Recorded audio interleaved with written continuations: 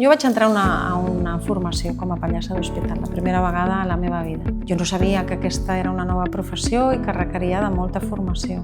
Quan jo vaig veure l'impacte que això tenia en la família, jo no m'ho podia creure. Mai se m'havia acudit que l'humor i el dolor poguessin conviure en un mateix espai. Pallapupes es funda com una organització molt assistencialista. Per mi, una organització amb propòsit és aquella que posa el propòsit en el centre. D'alguna manera, les empreses han de trobar-li més incentiu que l'econòmic allò que fan. Tanta tecnologia és necessària i hem de conviure amb ella, però d'alguna manera l'ésser humà necessita de la mirada de l'altre, del contacte de l'altre. Hola, soc l'Angie Rosales i vinc a entrar en matèria.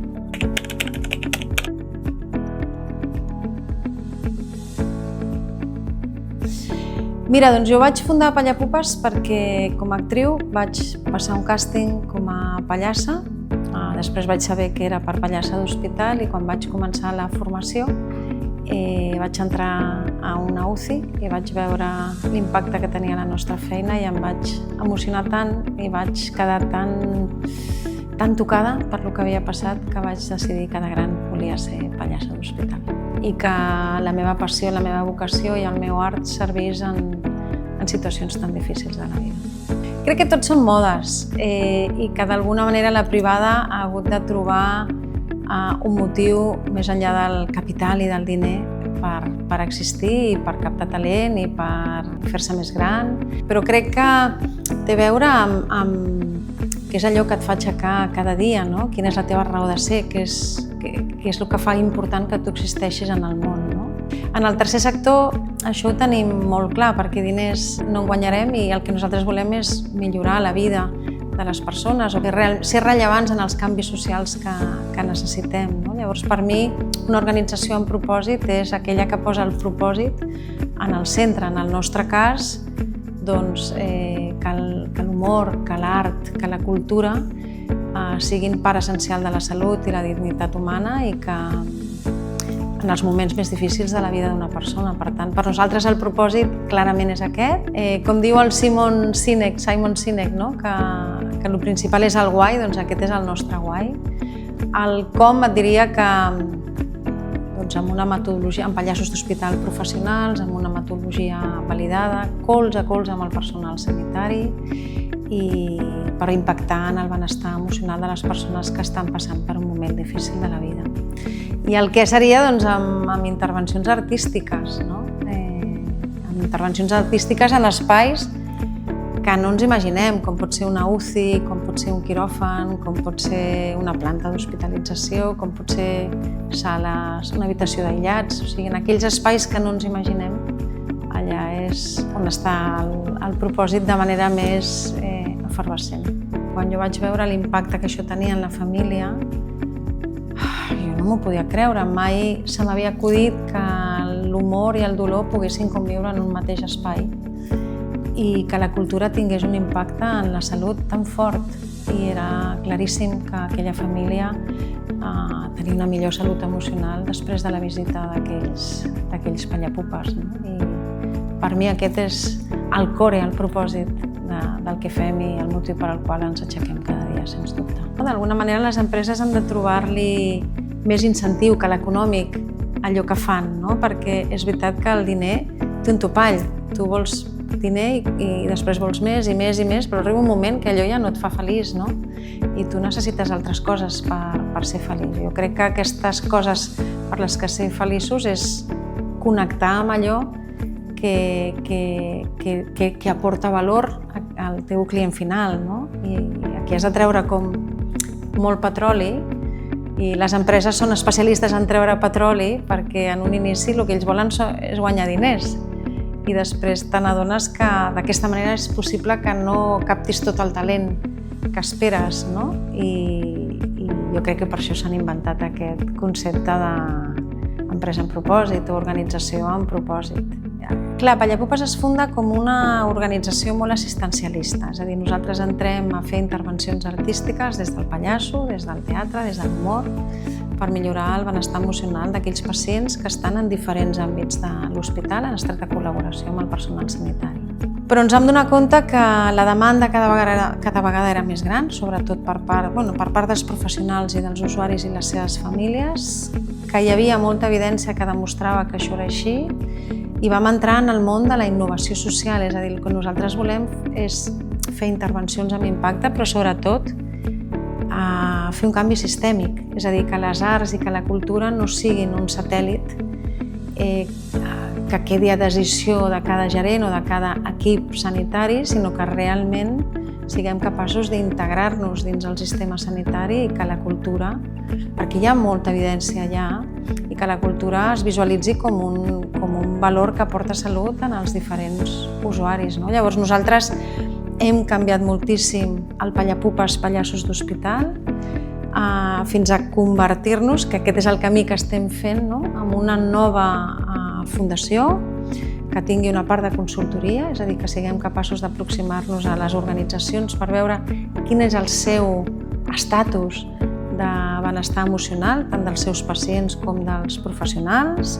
D'altra banda, oferir una cartera de serveis que no només sigui de pallassos, sinó que sigui cultural, que puguem ampliar aquesta oferta cultural amb altres partners que tenim molt a prop i utilitzant aquesta metodologia que nosaltres hem desenvolupat després de tants anys. Crec que és una cosa que es pot fer perfectament. La tercera és la de l'observatori, és a dir, és molt important generar impacte, és a dir, què passa amb aquestes intervencions. Jo sempre dic que avui en dia la intervenció està aquí, però a l'altra cara està la mesura de l'impacte. És superimportant poder objectivar quin és el valor que aportem, quin és l'impacte que aportem amb dades i també en base a això poder millorar les nostres intervencions. Crec que aquesta és la manera d'inserir-se en el sistema, perquè el que anem és a ser un estàndard en el sistema de salut i no a ser un projecte satèl·lit. I aquesta és tota una mutació estratègica que com a organització estem fent, anava a dir, hem fet, no, encara no ha acabat, no? Vam començar des de fa uns anys i estem implementant-la i és un canvi molt gran, sí. Doncs mira, la implementació d'aquest canvi d'estratègia, jo et diria, de cara endins, ha portat les seves dificultats, o està portant, ara menys diria, però em sembla que el canvi de cultura és un repte en totes les organitzacions, i jo crec que aquest ha estat el repte en intern més complex, convertir-nos d'aquests pallassos d'hospital fins a ser una organització que està generant un valor al sistema i que vol integrar-se dins del sistema per canviar realment la realitat que existeix en els centres de salut del nostre país. Diria que externa és curiós perquè aquests 25 anys d'experiència, de Pallapupes, d'experiència, de coneixement adquirit, d'alguna manera també ens han restat per aquesta nova organització, perquè el territori de marca que nosaltres hem tingut és molt el del pallasso, i en molts casos pallasso per infància, que no és així, perquè nosaltres treballem de persones des de la infantesa fins al final de la vida.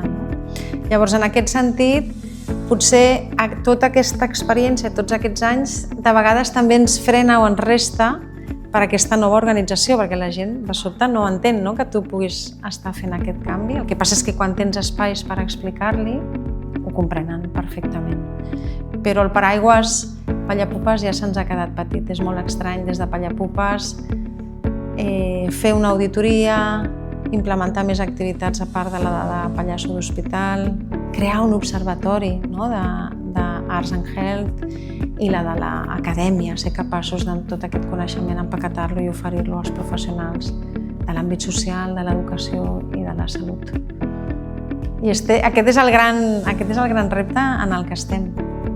Sí, jo et diria aquests dos que t'he comentat, en intern, un canvi de cultura, un passar de ser una organització més assistencialista a passar a ser aquests